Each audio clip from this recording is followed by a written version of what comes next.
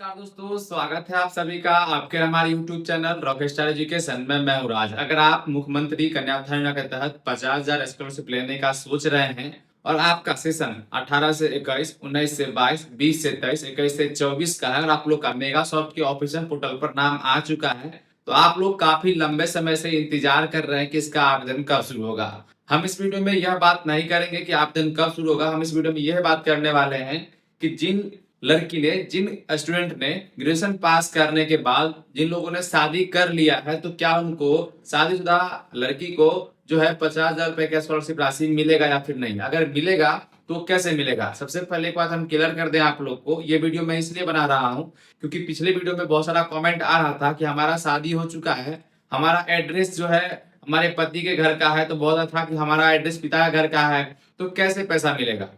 हम कुल मिला के इस वीडियो में बात करने वाले हैं कि अगर आप ग्रेजुएशन पास करने के बाद 50,000 स्कॉलरशिप लेने का सोच रहे हैं और आपका शादी हो चुका है, तो कहीं न कहीं ये वीडियो आपके लिए इंफॉर्मेटिव होगा। सबसे पहले एक चीज क्लियर कर देते हैं आपको कि अगर आपने ग्रेजुएशन पास करने के बाद शादी कर लिया है, तो आपको 50,000 रुपए की राशि जो है 110% मिलेगा, किसी भी हाल में मिलेगा। अब रही बात कंडीशन क्या है, क्या क्राइटेरिया होने वाला है जिनको मिलेगा, तो मैं बता दूं। सबसे पहले आप लोग का कुछ कंफ्यूजन होगा कि हम जो है आधार कार्ड, शादी होने के बाद आधार कार्ड जो है चेंज करवा रहे हैं। आधार कार्ड के पीछे का एड्रेस में जो है पिता के नाम की जगह जो है पति का नाम हो चुका है। पिता के जहां आपका घर था वहां पिता के एड्रेस की जगह आप पति का एड्रेस हो चुका है, यानी कुल मिला के। फिर दूसरा है कि जहां पे पति का एड्रेस था, अब बहुत लोग कहना है कि हमने चेंज ही नहीं कराया शादी करने के बाद। तो कुल मिला के क्या है कि सब जितने भी इस आधार कार्ड से जुड़ी या फिर शादीशुदा से जुड़ी जितनी भी जानकारी है, आपको इस वीडियो के माध्यम से देखने को मिलेगा। इसलिए आप इस वीडियो को अंत तक देखिएगा। दोस्तों मैं बता दूं, अगर आपने अभी तक हमारे चैनल को सब्सक्राइब नहीं किया, सब्सक्राइब कर लीजिएगा, साथ में बेल आइकन को प्रेस कर लीजिएगा, लगातार इस तरह के इंफॉर्मेटिव वीडियो हमारे माध्यम से प्राप्त करने के लिए। आप लोग वीडियो जरूर देखते हैं लेकिन चैनल को सब्सक्राइब नहीं करते हैं, और हाँ, वीडियो को देखते हैं, सही लगे तो लाइक भी जरूर कर दिया करिएगा। सबसे बड़ा कंफ्यूजन है कि जिन लोगों ने शादी कर लिया है, तो शादी करने के बाद क्या है कि क्या उनको 50,000 मिलेगा या फिर नहीं। तो एक चीज सबसे पहले क्लियर कर दिया मैंने शुरू में कि आपको पैसे दिए जाएंगे। अगर आप शादी कर लिए हैं, यानी कि आप अगर मैरिड है, तो आपको पैसे मिलेंगे, लेकिन कंडीशन क्या होगा, पैसे मिलने की कुछ कंडीशन होंगे। आपका जो आधार है, आधार अगर आपने आधार कार्ड में अपना शादी होने के बाद अगर आपने पति का नाम उसमें दे दिया है और एड्रेस भी, तो आप जो निवास बनवाइएगा जिस समय, क्योंकि आपको पता ही है ग्रेजुएशन पास करने के बाद 50,000 जो स्कॉलरशिप मिलता है उसमें निवास प्रमाण पत्र का बहुत बड़ा रोल होता है। निवास प्रमाण पत्र, जिसको आप जो है आवासीय बोलते हैं, आवासीय प्रमाण पत्र बोलते हैं। ये निवास प्रमाण पत्र बहुत ही मैंडेटरी है, बहुत ज्यादा काम आता है, और इसी के एवज में आपको ये स्कॉलरशिप 50,000 रुपए राशि दी जाती है। तो रही बात कि अगर आपको जो है, अगर आपने शादी करने के बाद अगर आपने अपना आधार कार्ड का पीछे का जो एड्रेस होता है उसमें अगर आपने बदलाव कर लिया है, जैसे कि मान लीजिए पिता के नाम की जगह पे पति का नाम करवा लिया है और एड्रेस भी अपने पति के एड्रेस यानी ससुराला करवा लिया है, तो वैसे केस में क्या है कि आपको कोई तरह का दिक्कत नहीं होगा, आपको 110% पैसा मिलेगा। लेकिन आपको जो निवास बनवाना है, वो निवास बनवाना है जो कि आपके आधार कार्ड में जो पीछे में जिसका भी नाम हो, चाहे वो पति का नाम हो या फिर पिता का नाम हो।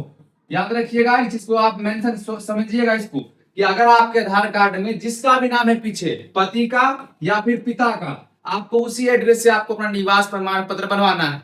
याद रखिएगा, अगर आप शादीशुदा हैं, अगर आपने शादी कर लिया है और अगर शादी करने के बाद अगर आप ससुराल का एड्रेस और अपने पति का जो है नाम डलवा लिए हैं, तो आपको उस पर निवास बनवाना है। ठीक है, अगर आप शादी करने के बावजूद भी अगर आपका पीछे आधार कार्ड के पीछे में पिता का नाम है और एड्रेस भी पिता का है, तो आप यहीं से निवास बनवाइएगा अपने पिता के एड्रेस से। तो ये बात क्लियर हो गया होगा कि शादीशुदा लड़की का जो है आधार, यानी कि जो है आधार में जो एड्रेस और जो पिता केयर ऑफ रहेगा, यानी डॉटर ऑफ या फिर केयर ऑफ जो भी रहेगा, उसमें उसी को वहीं का निवास बनवाना है।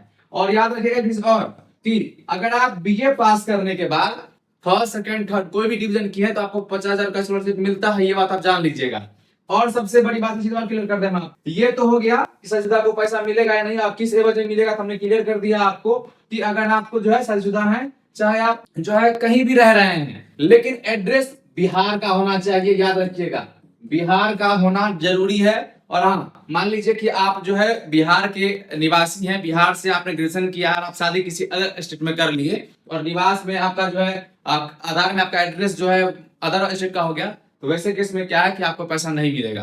आपको आधार और निवास का जो एड्रेस है वो दोनों सेम होना चाहिए बिहार के रेसिडेंस का। ये बात आप समझ जाइएगा। तो ये एक विशेष अपडेट था जो कि हमने साझा किया आप लोगों के साथ। और इसी तरह क्लियर कर देते हैं सबसे बड़ी बात कि आपको जो है अपना जो बैंक अकाउंट देना है, बैंक अकाउंट याद रखिएगा, बैंक अकाउंट जो आप देंगे ये डीबीटी लिंक होना चाहिए, डीबीटी लिंक, ठीक है, जिसको आप आधार सीडिंग बोलते हैं। आधार सीडिंग आपको करवाना होगा, अगर आपने नहीं करवाया तो करवा लीजिए, क्योंकि सरकारी पैसा जो है डीबीटी लिंक खाते में ही आता है। एक चीज हम आपको अभी क्लियर कर देते हैं कि अगर आपके पास 2 या 3 या 4 या 5 खाता है तो आप सभी खाता में, सभी बैंक अकाउंट में आधार लिंक करा सकते हैं, आधार जो है लिंक करा सकते हैं।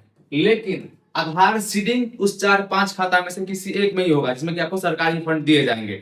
इस चीज पे आप गौर करिएगा, क्योंकि बहुत लोगों को जो पिछले बार फॉर्म को भरे थे उन लोगों के फॉर्म को रिजेक्ट किया गया है। कारण क्या था कि आधार सीडिंग किया हुआ नहीं था, तो इन चीजों से। और बहुत लोगों को निवास का रिजेक्ट किया गया है। तो निवास प्रमाण पत्र आप बनवाइएगा तरीके से, जो भी आधार कार्ड में एड्रेस होगा जिसके नाम से आप जाइए, चाहे पिता का हो या फिर पति का, आप वहीं का बनाइएगा, तो आपको कोई तरह का दिक्कत नहीं होगा। आपको 50,000 पैसे की राशि दी जाएगी। बाद बाकी आप जो है आपके बैंक अकाउंट में आधार कार्ड सेटिंग किया हुआ है या फिर नहीं किया हुआ है, वो ऑनलाइन भी आप चेक कर सकते हैं कि आपका आधार कार्ड किस बैंक से सीड किया हुआ है। अगर आपको ये चेक करना नहीं आता है तो ये ऑनलाइन चेक होता है, आप चेक कर सकते हैं। लेकिन अगर आप चाहते हैं कि मैं इसके ऊपर प्रॉपर वीडियो बना दे, तो आप लोग का अगर कमेंट रहा कि आपको जो है आधार सीडिंग बैंक अकाउंट चेक करना है, तो मैं प्रॉपर वीडियो बना दूंगा। इस तरह की लगातार इंफॉर्मेटिव वीडियो बने रहिएगा। मिलते हैं अगली वीडियो में, तब तक के लिए धन्यवाद।